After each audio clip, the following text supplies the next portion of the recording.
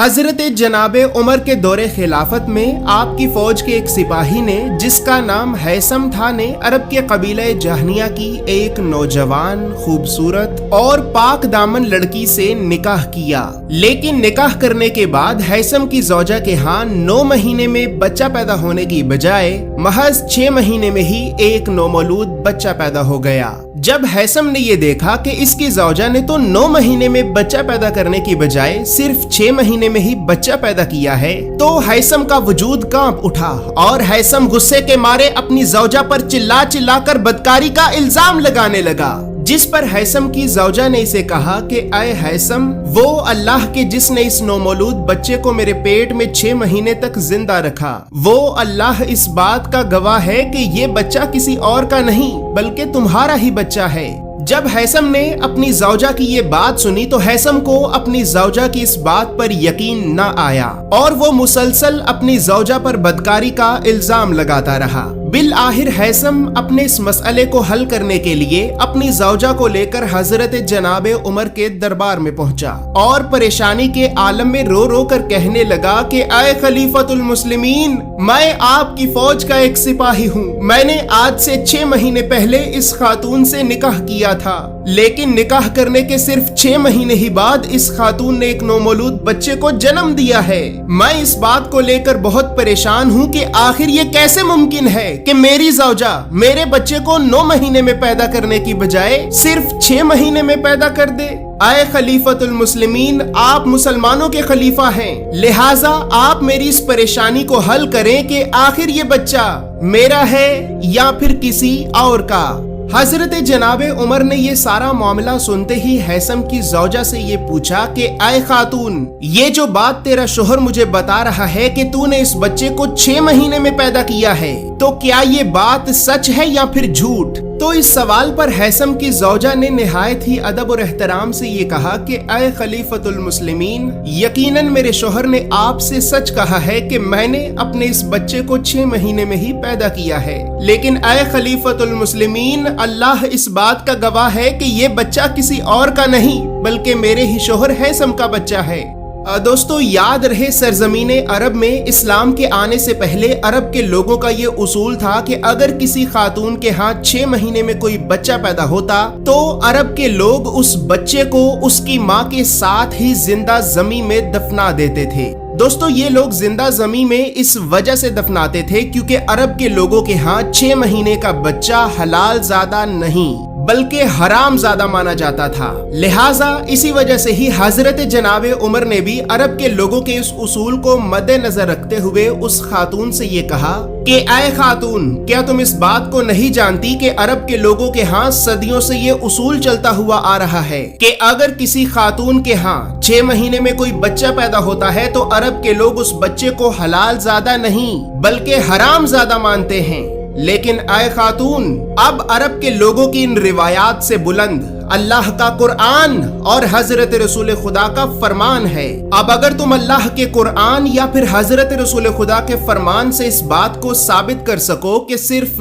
9 महीने नहीं बल्कि 6 महीने में भी हलाल ज़्यादा बच्चा पैदा हो सकता है, तो मैं तुम्हें अभी इसी वक्त बेगुनाह रिहा कर दूंगा। लेकिन ऐ खातून, अगर तुम इस बात को साबित ना कर सकी तो मैं खलीफतुल मुस्लिमीन होने के नाते ये हुक्म जारी करता हूँ कि तुम्हें जिनाह की सजा के तौर पर सीने तक जमीन में दफना कर तुम्हारे मुंह पर उस वक्त तक पत्थर मारे जाएं कि जब तक तुम उन पत्थरों से हलाक ना हो जाओ। बस जैसे ही उस खातून ने हजरत जनाब उमर का ये हुक्म सुना तो वो खातून दरबार में सबके सामने चीख चीख कर रोने लगी और जमीन पे गिरकर फरियाद करने लगी कि आए खलीफतुल मुस्लिमीन, मेरे पास तो ऐसी कोई भी दलील मौजूद नहीं है कि जिस दलील से मैं ये बात साबित कर सकूं कि सिर्फ 9 महीने नहीं बल्कि 6 महीने में भी बच्चा पैदा हो सकता है। लेकिन आए खलीफतुल मुस्लिमीन, अगर आप मुझ बेगुनाह खातून को सजा देना चाहते हैं तो फिर याद रखिएगा कि कयामत के दिन अल्लाह खुद इस बात की गवाही देगा कि ये बच्चा किसी और का नहीं बल्कि मेरे ही शोहर हैसम का बच्चा है।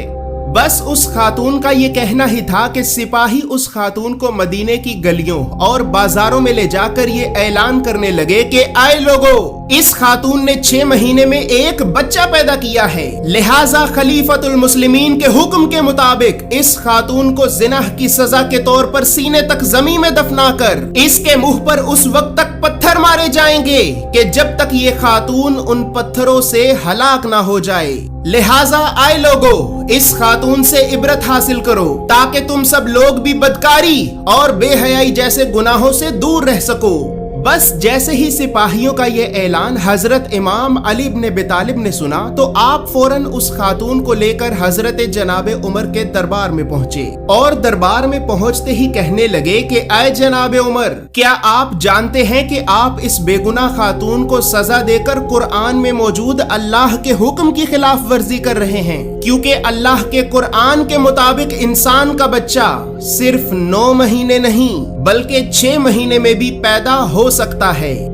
दोस्तों, यहाँ पर ये बात याद रहे कि ये जो वाकया मैं आपको सुना रहा हूँ तो ये वाकया 100% एक सच्चा वाकया है, क्योंकि इस वाकया का जिक्र आज से 1000 साल से भी पहले लिखी गई अहादीस की मोतबर तरीन किताबें जैसे कि मोता इमाम मालिक की हदीस नंबर 1531, मुसन्नफ अब्दुल रज़्ज़ाक की हदीस नंबर 13443, 13444, सुनन अल कुबरा लिल बहीकी की हदीस नंबर 15549, 15551, किताबुल इरशाद और किताबुल इरशाद के अलावा बिहारुल अनवार में तो कई जगहों पर इस वाकया का जिक्र साफ साफ मौजूद है। अहादीस की इन मोतबर तरीन किताबों के अलावा कुरान की सूरे अल अहकाफ की आयत नंबर 15 की तफसीर में तफसीर इब्न कसीर और तफहीमुल कुरान में भी ये वाकया वाज़े तौर पर मौजूद है। दोस्तों, ये सब हवाले मैं आपको इस वजह से बता रहा हूँ ताकि आपको ये बात मालूम हो सके कि ये वाकया मैं आपको किसी तारीख की किताब से नहीं बल्कि अहादीस की मोतबर तरीन किताबों से सुना रहा हूँ। लिहाजा इस वजह से ये बात याद रहे कि ये वाकया 100% एक सच्चा वाकया है। बस फिर जैसे ही हजरत जनाबे उमर ने हजरत इमाम अली इब्न अबी तालिब से ये सुना कि कुरान के मुताबिक तो सिर्फ 9 महीने नहीं बल्कि 6 महीने में भी हलाल ज़ादा बच्चा पैदा हो सकता है, तो आप हैरान होकर कहने लगे कि ऐ जनाबे अली इब्न अबी तालिब, अल्लाह का कुरान पढ़ते पढ़ते तो हमारी जिंदगी गुजर चुकी है,